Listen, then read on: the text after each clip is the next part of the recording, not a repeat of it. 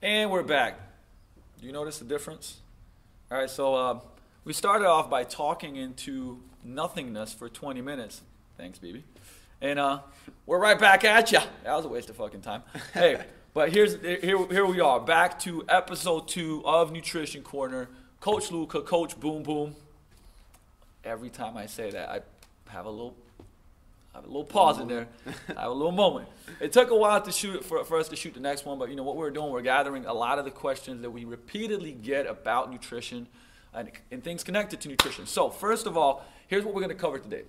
Does IIFYM work? I'm going to say that a couple of times today, probably mess up all the letters. It means if it fits your macros. You guys have heard about it because you've asked us a lot about it. So we're going to cover that. Does it work? What is gluten?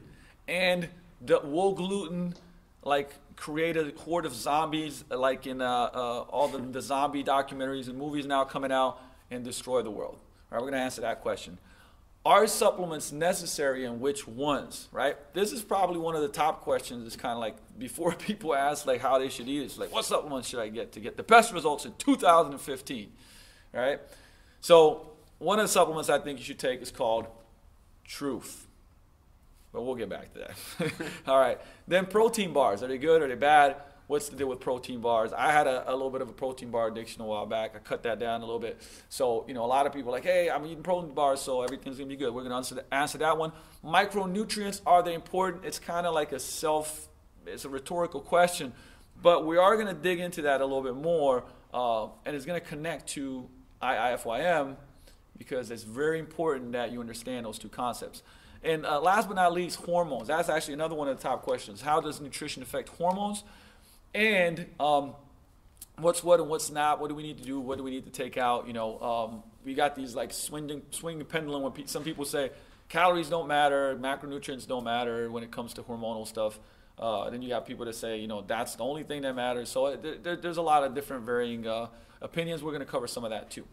All right, so let's start off because, you know, this one is a big one. It's actually just big in the industry right now. It's big out there. Does IIFYM work? I would say yes, if you do it how it's supposed to be done. I think social media has taken a twist on it because you see all these people on Instagram and Facebook and everything posting Pop-Tarts or ice cream or Snickers and saying IIFYM and hashtagging it. And in those cases, no, it doesn't work. Can it help you with your cheat meals and your treats? Absolutely, because you can fit them in and stay in your calorie range and then still proceed to lose weight and get results. But the point is that that's a very, very, very small percentage of what you actually are intaking, right? Mm-hmm. So IIFYM works if your macros are coming from macronutrients, veggies, all colors of veggies, meats, lean meats, eggs, protein, fruit, you know, all the good things that we should be eating, nuts and everything. And then every once in a while, if you want to have a little treat, fit it into your macros and you're better off than just splurging on a ton of junk food, right? Would you say that, you know, we're big fans of precision nutrition, and if you want to have, a great body and have your behaviors match your goals, you should be about 85 to 90% compliant with the food that you eat. So is that a pretty good assessment of saying like, hey, about 10 to 15% of your macronutrients in IIFYM can be treat meals or cheat meals. You know, some people I like to call them treat meals versus cheat meals. Absolutely. I think that's probably the most important thing to remember. And that's kind of why when I give these types of diets to people, I always have steps. You know, there's 3 steps. First is the PN, the habits. And we posted a blog on this, the 10 habitual things you need for dieting, right? And I won't even introduce calories or macros or anything at that point. It's just eating veggies at every meal, eating protein at every meal, getting good fats, drink enough water. Then the 10 to 15% that are treat meals, right? Once you get that down, then we can introduce IIFYM because you've already created this habitual pattern where you're eating the right things at the right times in the right amounts. So when you go to track it, you know kind of how it is. And then after that, it's kind of the third step, and it kind of goes into the handful style like diet. When you kind of know what everything is, and I'm sure that's where you're at now, and that's where I could be at too if I wasn't so geeky with my nutrition. But essentially, you know how much is in what you should be eating, and you don't really need to track it as much. So basically, that kind of answers the micronutrient question that we get a lot, right? Because it connects so well to this. Micronutrients are the foundation, right? If you look at our bodies, they're made up of cells, right? What influences the cells, builds the cells, is what we intake. So, you know, you can't eat crap and then expect, even if you fit your macros, to be healthy, because there's such a thing as healthy, and there's such a thing as people that are lean and very unhealthy and have a lot of issues on all types of levels, from hormones to the way they feel, mood, performance stuff. So that's huge. And you know what? I can actually firsthand say that I've experienced that completely. Yep. I got shredded and I wasn't where I should be. My lifting sucked. My hormones were fucked. My sleep was off. My recovery was off. I wrote a really personal blog about that on my website, and it's not where you should be, right? Mm-hmm. So I think that's huge. And like you said, everything starts with the micronutrients. So if you can't get those in, then your gut health's not good, your digestive health isn't good, your performance isn't good. So all those micro or macros that you're getting from Pop-Tarts and the treats, they're not going to run through your body the way that you want them to anyway.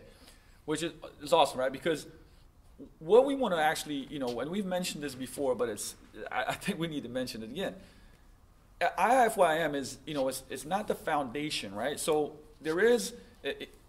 we have to start with basically the building blocks.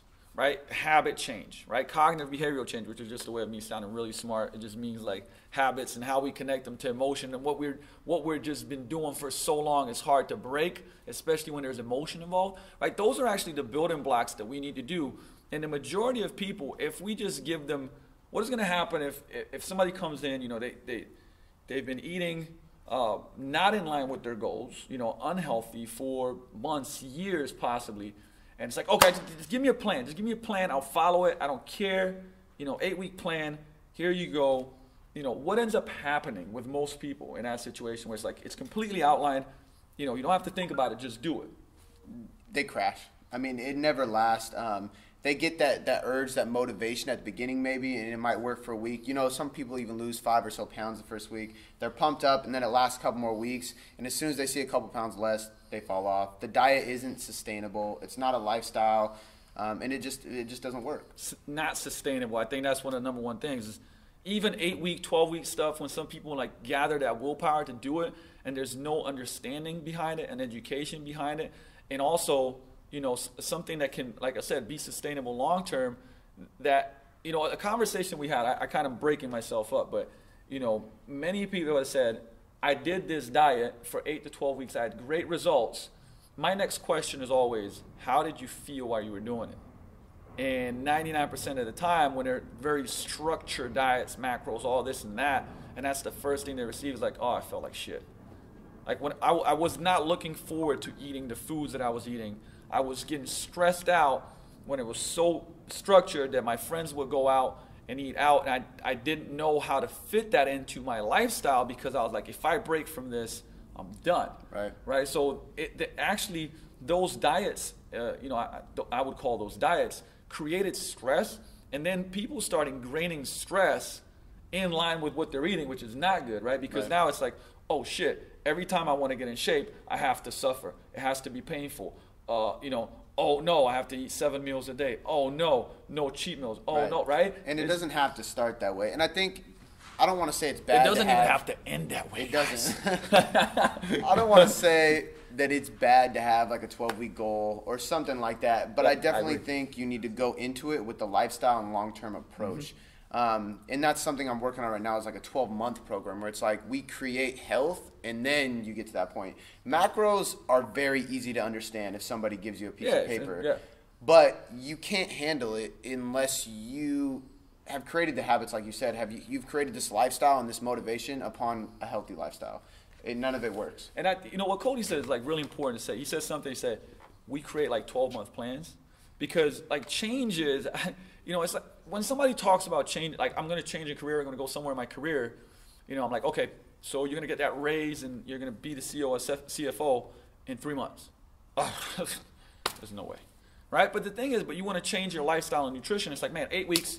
After the 8 weeks, I'm going to just rip everything apart. I'm done. I'm a new transformed person. I know for 10 years I've been doing it, a crappy way, but now in 8 weeks I'm like, that's it, game changer, right?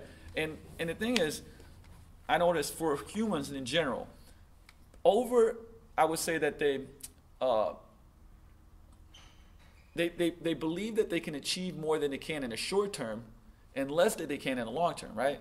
So most people think like in 8 weeks I'm going to completely transform, and they can't as much. But in the long term, they can make bigger changes than they ever could thought possible, right? So there has to be this deep desire that's connected to a deep emotion and why to change so that you can do the building blocks, right? Absolutely, absolutely. And even and it's the last thing that I'm going to end with the IIFYM is that after a while, like, you know, do you want to track your macros and calories for the rest of your life? Not at all. Exactly. You know, neither do I, and thankfully I'm at that place. But what it does help when you build it the right way is that after a while you have the education in understanding like what goes with what, portion sizes. Like you can actually do this. It's just a part of your lifestyle, and that's where we want people to get to, right? Exactly. Yeah. I mean, if you've been eating shit and McDonald's and stuff for 10 years, what makes you think that it's not going to take 10 years to create Optimus Prime?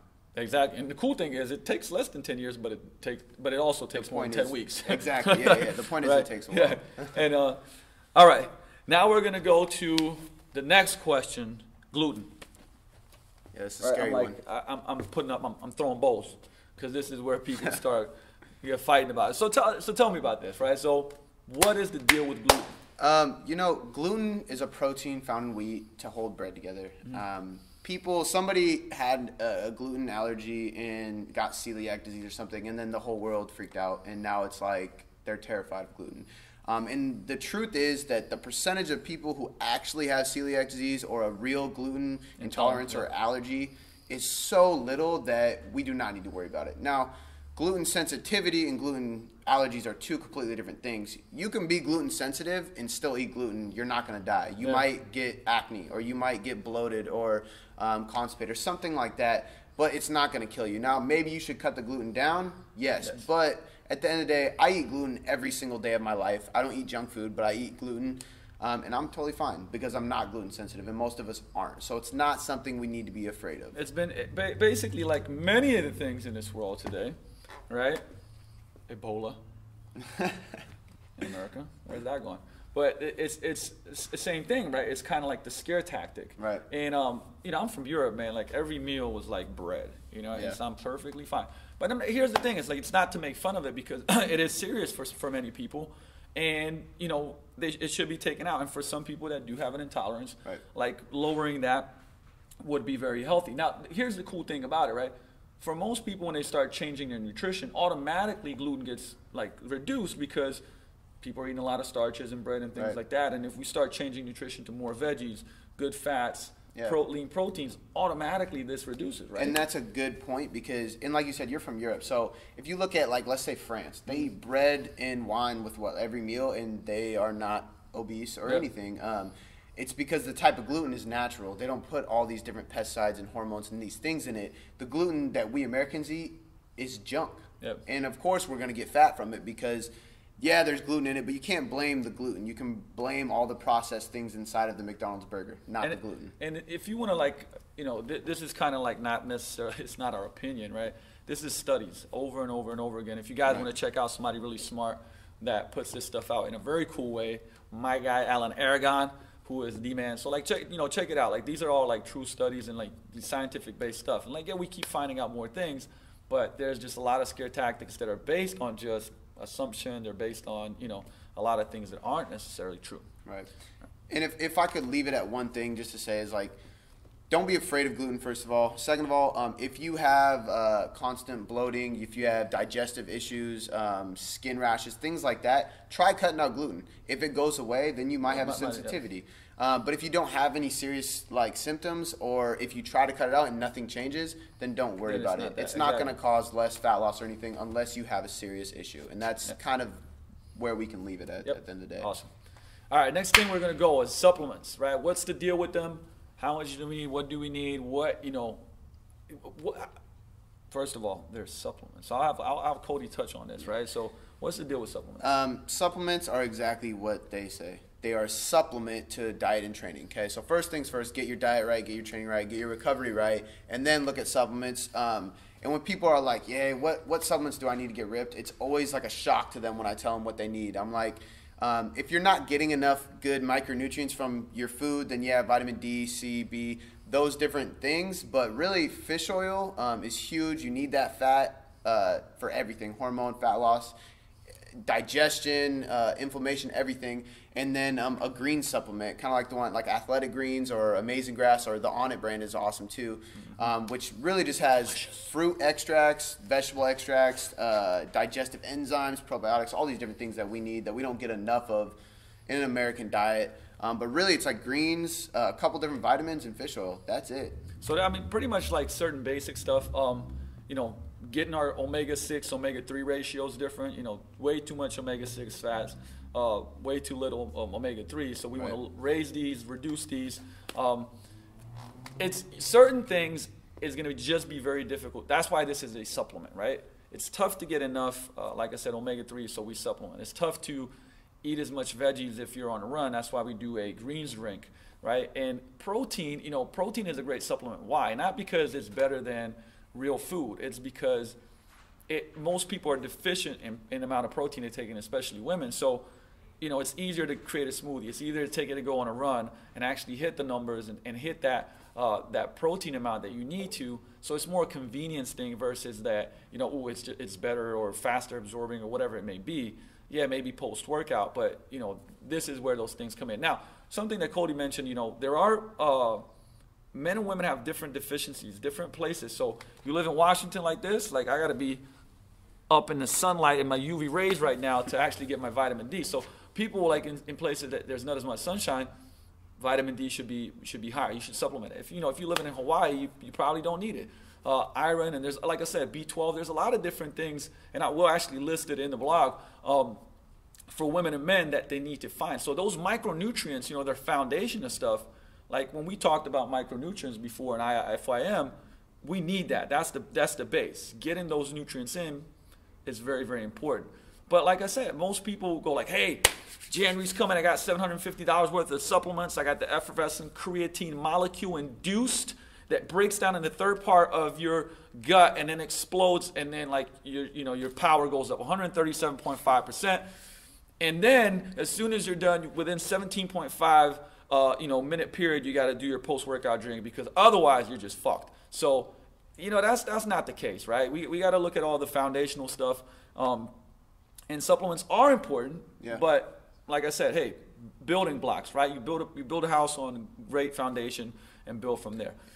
And I think, like for me personally, whole food is always above. And it's funny because my grandma used to always say to me, you got to get all the colors in your diet, every color. And I just was like, bullshit, I don't want to eat and all you're just those. like, I just want brown. Right, Snickers, yeah, exactly. Snickers, just Snickers and chicken nuggets was my thing. And you know what? Like, now that I've been studying more and more and I did my precision nutrition certificate and everything, that is like one of the biggest things. It's like, get as many colors as you can. So every meal I have, I try to throw in another color. Green and then something. The red peppers, green peppers, yellow peppers, all different kinds, tomatoes, everything, fruits. And if you get those, most likely you don't need to supplement too much because you're getting everything. And then, like you said, I supplement vitamin D because I live in Washington, which we don't get much sun. Since we talked about Snickers, let's move on to the protein bar section. I know this is one that a lot of people ask us about. Like, hey, I'm getting my, I got my protein in. I got 3 protein bars today that I'm getting in. So what's the deal with protein bars, man? I'm not personally a big fan of them. Simply because it's hard to find a protein bar that has a small ingredient list. Usually there's a ton of shit in there that you don't even know what it is. If you can't pronounce it and you have to Google it, I wouldn't trust it. And the first thing you want to do is look at the macronutrients. And the reason this relates to Snickers is because some protein bars is a Snicker bar with some whey protein added. And they taste great, don't get me wrong. But I wouldn't go balls to the wall with them. If you're on the go, there is some good ones. There's some organic ones like Think Thin I'm a big fan of. They're pretty legit, low sugar, high fiber, things like that. But the less ingredients, the better, is my personal opinion. If it's got a lot of soybean oil or I can't even pronounce the word. That thing. That starts with hydro something. Hydro oils, right? Things that are processed and hormones and all those things. I would take it easy on them. Don't go too crazy with them, but they can be something on the go if you need it. But again, look at the ingredients and keep the macros pretty low on it. Definitely not a first option. Absolutely Or maybe not. A second option. No. Probably like a third option. Yeah. All right, so for everybody that likes to eat like a shit ton of Quest bars, right? Just wind it down. You know what I mean? Like those things are pretty damn delicious. Right. But like I said, if you're like, hey, I had my one meal and I had 7 bars and I just look at my chart in IIFYM, we're good, right? That's a problem. And the other thing too, you know, like a lot of bars don't have quality proteins. Like people are trying to get over on the price so that they can make as much profit when it comes to it. So you'll see a lot of soy proteins and things like that, and something called like gelatin. When you see that there's gelatin in a bar, it actually can pass as protein, believe it or not. So when bars have like 25 grams of protein, 7 to 8 of it might be gelatin, and it doesn't actually do anything for you. But it passes, and you can Google all this shit up and stuff like that, right? It passes as protein, but it's really not, right? So it's easy to like look and go like, oh, well, you know, this is pretty good. And then on top of that, you have like sugar alcohols, which, you know, don't increase insulin as much as regular sugars, but it's still carbs, you know. So just keep that in mind, man. Make it a third choice, and don't, you know, it's easy to have a ton of bars and then not be prepared and then just start munching on the protein bars. Right. So, you know, just keep that in mind. My recommendation with it is a couple things. First of all, go for something organic. I think it's called like organic greens or something. Yeah, it is. They have a really good one. They got like tons of greens, and it's like drinking a greens drink, but they also have protein bars too, and they actually taste pretty good. Those are pretty legit. You can also, like, what I tend to do is if I go to the movies or it's a cheat day or something, I'll get a bar and eat it with a meal. I got an it's idea. a cheat. That's one that's a really good one. That can fit within your 10 to 15%. Right. 2, make your own bars. I was just gonna say that was my number 3 actually. Yeah. Gourmet Nutrition Cookbook. There's a bunch of other places. Yeah. I mean, there's so much stuff online that you can get to. I love Precision Nutrition books. Protein Pal is pretty cool. Protein Pal? This lady makes a ton of recipes. How do you spell that? Protein-POW. Like POW. Pal. All right, Protein Pal. So you got cool stuff there because you can make the batch. And first of all, you know all the ingredients that are going in. 2, they're gonna taste better than the stuff you buy in the store because they're freshly made. 3, you know, you can refrigerate them and have them for the week. Right. Right. So once again, you know, if you're not doing that, you're just being a lazy. That's typically what I'll do too. Right. Yeah. So, I'm actually gonna have a cooking corner coming out soon where I make these protein cupcakes. They're we're pretty gonna have legit. Chef Cody with his little boom boom hat on. Chef Boom Boom. I got the whole outfit and Yeah, everything. it's worth. And he's gonna be doing naked with just the apron. Just the So apron. watch out for that. All right. So last question, right? Last question. This is a big one. This is actually probably one of the ones that comes up most, and we're going to do a seminar on this and everything. But like, what's the deal with, and how does food affect hormones? You know, is calories in, calories out the most important thing? Do hormones, you know, are there a factor? What's the deal there? I think this is the biggest one for breaking plateaus too. It's like people's fat loss stalls, and they immediately are like, I'm not going low enough calorie, I'm not training hard enough. And what happens is actually their thyroid gland or their adrenal glands or something's wrong with their hormones, right? Cortisol's too high, whatever it may be. Then they train harder, sleep less, and eat less, and then their hormones go to more shit, and then they get less results. Correct. So a lot of times, diet is the first thing to do. 1, increase calories. If your calories are too low, which I would say consult a coach before you just go, oh, I need to eat a ton so my hormones are great. But if your calories are too low, your body can't thrive hormonally, and you're not going to get the results you want. If your fat is too low, that's one of the number 1 nutrients for me, is because fat has one of the biggest roles playing with hormones. If you don't get enough, then your hormones kind of go to shit. Fat is huge for testosterone production, cortisol production, your growth hormone. So whether you're trying to gain muscle or lose fat, fat is a huge nutrient you need, and this is like omega-3s, like we talked about, getting your fish oil, getting the egg yolks, and the cholesterol is actually really good too. Saturated fats, believe it or not, organic grass-fed butter is great in moderation. I know paleo guys will just eat like chunks of butter and think it's great, and that's not a bash on paleo, but it's not that great for It's you. just, I mean, basically, Moderation. it's like this whole pendulum swinging, right? Absolutely. Most people are scared of fat, where they should actually be eating more. Right. And then you have this like whole other swing with like whether ketogenic diets, which everything has its place sometimes, right? But it's where the fats go up insanely, and you know we reduce carbs for long periods of times, and that's not a good thing either, right? So, the right fats, and we'll list what are good fats, what are bad fats, so you can kind of get a better picture of it, and you know, but obviously very, very important. Yeah, absolutely. Right? Every meal. And kind of, I know this is kind of shooting off of hormones, but you said, you know, when people go train more, don't sleep enough, and you know, cut their calories a lot. Like, remember that we want to give somebody as many calories to eat as possible while they're still losing fat. Right. Right? Versus going like, oh, I lost some fat, and then there was a plateau, so I just dropped another 600 calories, right? That's just it's just not smart, because yes, you might lose some more weight, but what's going to happen is you are going to crash, you are going to burn, you're going to get adrenal fatigue. Like all types of stuff is going to start happening. You start getting cranky. Your body will start automatically saying like, hey, I'm hungry. And then you start getting binge eating and stuff like that. So there's a lot of things behind that where we don't do it right. And I figure, you know, like most people get scared, right? When they've been eating like little and then you create a plan for them with more food, most people are like, oh shit, right. Like I can't eat this much. This is no way, this is gonna crush me. So it's this belief system already, right? And that a lot of time comes from the emotional and cognitive behavioral change that we're looking at. So, you know, hormones are huge, but we gotta, like, a lot of it comes from nutrition, the macronutrients that we eat, the amount of calories that we eat, and you know, what's to do with, like, for instance, cutting carbs a lot, right? So carb cutting can be great for fat loss in moderation. Like ketogenic diets can work temporarily, but they're not the best thing because, again, all the other hormones that aren't affected from fat and some of the same ones will get affected with no carbs. Brain function, central nervous system, things that you absolutely need, one, to live, but two, to train hard, to lose fat and build muscle, can't perform properly. You can't recover as fast without carbs. You don't have glycogen to support any of the training. So there's so many different things. And then you got to look at digestion, gut health, thyroid issues, diseases like IBS and things like that are huge. So carbs definitely need to be in there as well. You shouldn't cut them. And if you do cut them like a ketogenic diet, like you said on the last one, which got screwed up, refeeds are important. So getting that influx of carbs every once in a while to replenish everything is needed. But at the same time, you got to be careful because if you go keto and you have no carbs, your insulin sensitivity changes and you can't handle carbs the same way. So if you go, I need to refeed, and you go eat 2 boxes of Krispy Kremes, your body's not going to just get shredded up because you're refilling glycogen. You're actually going to gain a lot of fat because your body can't handle it.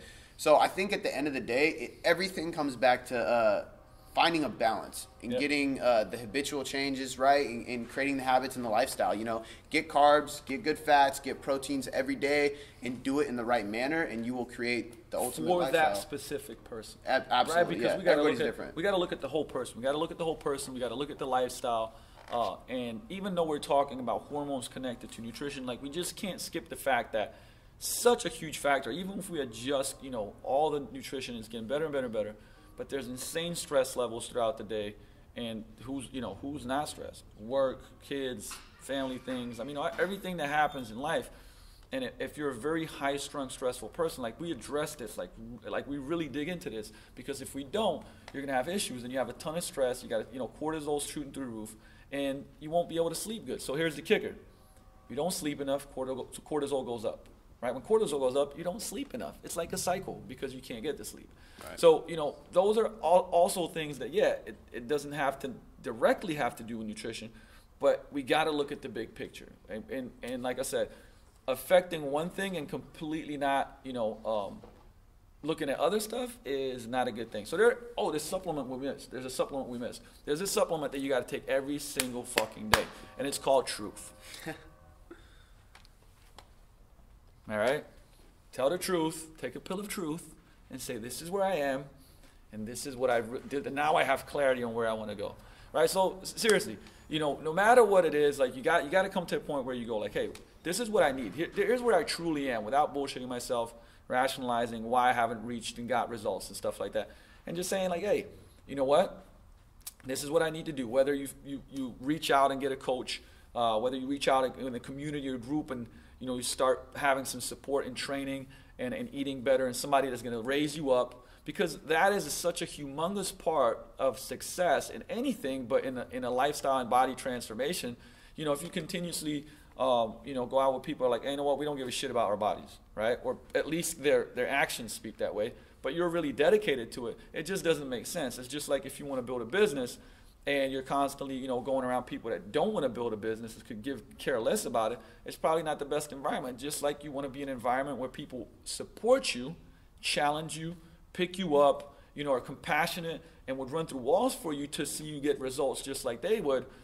That's the environment you want to be in. And without those factors, right, the science of motivation, it's a tough one. So everything that we're talking about, you know, you got to plug that in. And you got to have like one dose of truth every morning, lunch, and evening. All right? So that we covered quite a bit today. But based on what we touched on, because some of the things we didn't, we could go into hormones, leptin, ghrelin, and dig deep into all that stuff. Right. If you guys want to know more, but like I said, hey, we're just answering your questions to make complex things simple, because complexity is the easiest thing to do in the world, and simplifying is the hardest thing to do in the world. And when you simplify, you get clarity, and you don't have all this clutter of what you need to do. So that's what we're trying to do for you guys. And if you got questions, post them below in the blog, post them below on Facebook when we post this video. And we will be back with a nutrition corner. We're going to do something pretty weird. Don't do that at home, okay? We got to play around a little bit. All right, but so we'll catch you in the next nutrition corner.